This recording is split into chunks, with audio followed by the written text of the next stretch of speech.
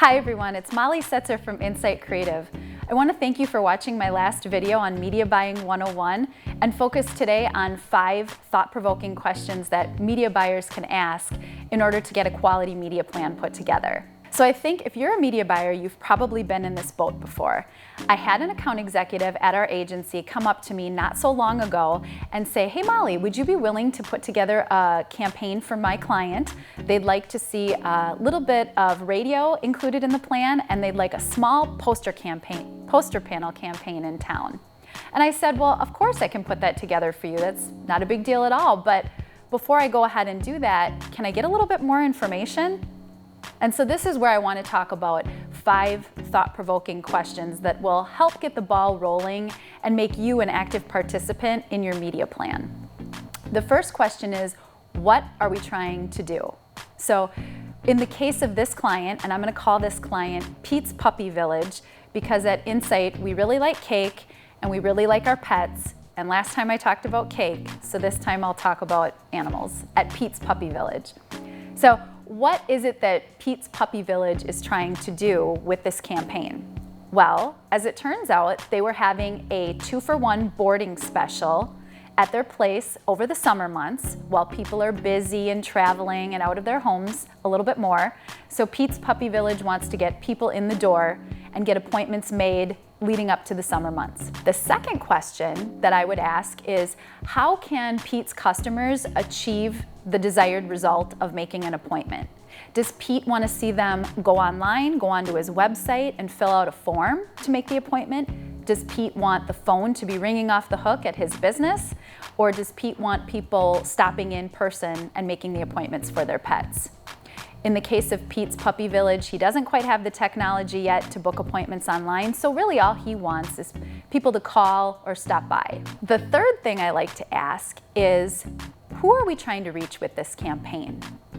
So in the case of Pete's Puppy Village, Pete has told us that typically the phone calls he gets are from women ages 21 to 54, and so that's really who he'd like to target with this campaign.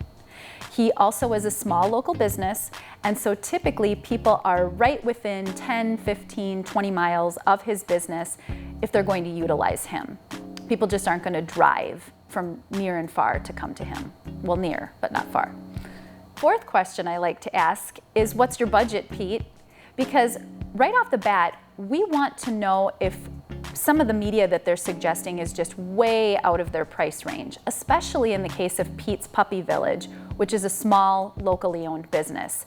And sure enough, in this case, Pete has about $1,500 a month to spend.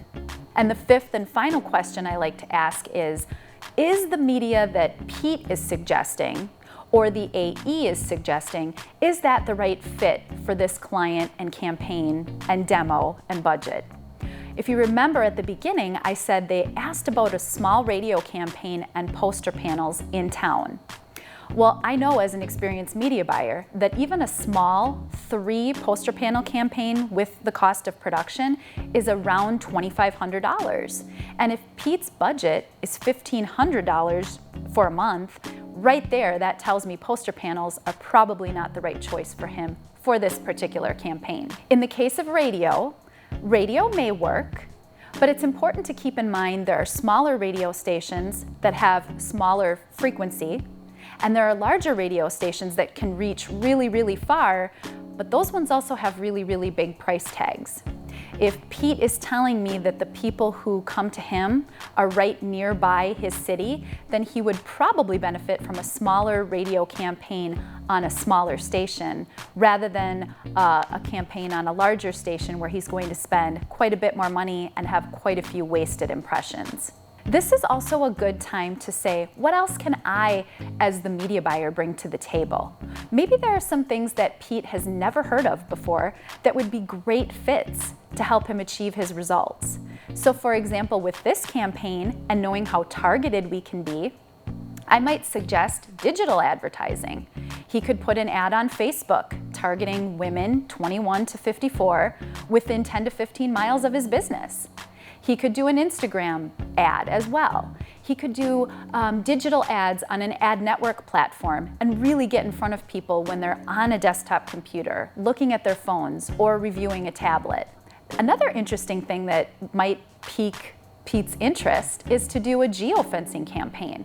So we could put a geofence around his business within 5 to 10 miles. We could put a geofence around area dog parks or pet stores, or even some of Pete's competitors, and serve them ads when they're surfing the internet, and all of a sudden they're interested. These are really interesting campaigns that you can show them results, how many impressions they got, how many people clicked on the ad, how many people went all the way through to your website and got more information, and hopefully Pete would see people getting his phone number and making those phone calls. So these are 5 things I like to ask before I even dive into a media plan, and hopefully they will help you when you're dealing with not only clients, but also people internally, salespeople, AEs, your marketing team, and hopefully it will help everybody ask the right thought-provoking questions and consider all of the options on the table.